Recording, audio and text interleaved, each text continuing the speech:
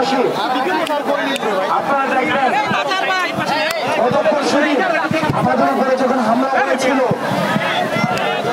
বা গত 2 দিন ধরে যারা এই হামলার পক্ষে কথা বলছেন, যারা খুনিদের পক্ষে কথা বলছেন, আওয়ামী লীগের ডেড লিস্টে কিন্তু তারা নাই।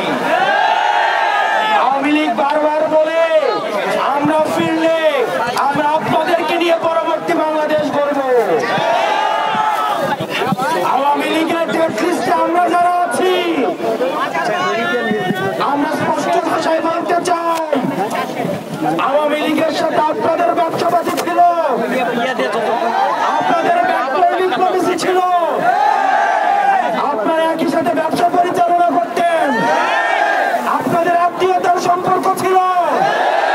আওয়ামী লীগের মন্ত্রী আপনার মেয়ের জামাই, কারু মেয়ের জামাই, কারু শালা, কিন্তু আওয়ামী লীগের সাথে আওয়ামী লীগের পুনর্বাসন আমাদের মৃত্যু পরোয়ানা নিয়ে আসে।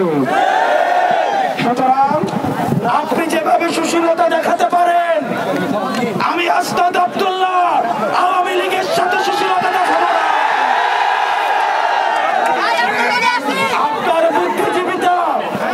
আপনার বুদ্ধিজীবিতা কোম্পানির কাছে বর্গা দেওয়া, আপনার বুদ্ধিজীবিতা বসুন্ধরার কাছে বর্গা দেওয়া, আমাদের জীবনের পরোয়ানা জনগণের কাছে বর্গা দেওয়া। সেজন্য যাদেরকে জনগণ উৎখাত করেছে আপনাদের ভুলে গেলে চলবে না। কোন স্বাভাবিক প্রক্রিয়ায় আওয়ামী লীগের পতন হয়নি, তাকে আপনি গণতান্ত্রিক প্রক্রিয়ায় আবার তাকে পুনর্বাসন করবেন। আওয়ামী লীগের পতন হয়েছে অভ্যুত্থানের মধ্য দিয়ে।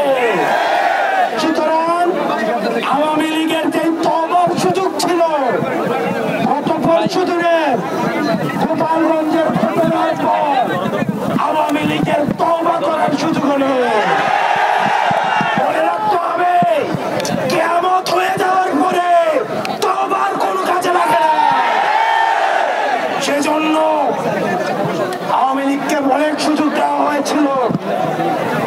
আওয়ামী লীগ এখনো পর্যন্ত গোপালগঞ্জের ঘটনা ছিল স্পষ্ট বার্তা। 4 কোটি মা-বোন আপনাদের স্পষ্ট বার্তা দিয়েছে। আওয়ামী লীগ যদি কোনোভাবে ফিরে, এই 4 কোটি মা-বোনের সন্তানদের পরিণতি কি হবে সেটি আপনারা গোপালগঞ্জে দেখেছেন। আপনারা যারা বুদ্ধিজীবিতা করেন শেষ করতে হবে। সবাই একবার আমার সাথে, আমরা কি বাংলাদেশকে কাউকে ইজারা দিয়েছি? ওই চাঁদাবাজার দখলদার বাংলা নয় তোর বাপদাদার, ওই চাঁদাবাজার দখলদার, চাঁদাবাজার দখলদার কথায় কথায় বাংলা ছাড়, চাঁদাবাজার দখলদার। এই বাংলা জনতার, এই বাংলা আমার, আমার দেশ তোমার দেশ, আমার দেশ তোমার দেশ। ইনকিলাব ইনকিলাব, মুজিববাদ মুজিববাদ। আমরা দেখেছি হাসিনার সময় যারা পয়সার জন্য নিজের মগজ বিক্রি করে দিয়েছিল, যারা টিভি চ্যানেলের জন্য যারা নিজের কলম বিক্রি করে দিয়েছিল, যারা জিহ্বা দিয়ে টক শুতে এই মৃত্যু পরোয়ানার বৈধতা উৎপাদন করেছে, তারা হচ্ছে এই বিকৃত, তারা হচ্ছে আমাদের বুদ্ধিপাপী এবং জ্ঞানপাপী। এই জ্ঞানপাপীদের দিয়ে পরবর্তী বাংলাদেশ বিনির্মাণ সম্ভব নয়।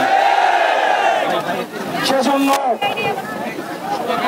আমরা বারবার বলি, বাংলাদেশের রাজনীতি ঠিক সেই মুহূর্ত থেকে পুনর্গঠন হবে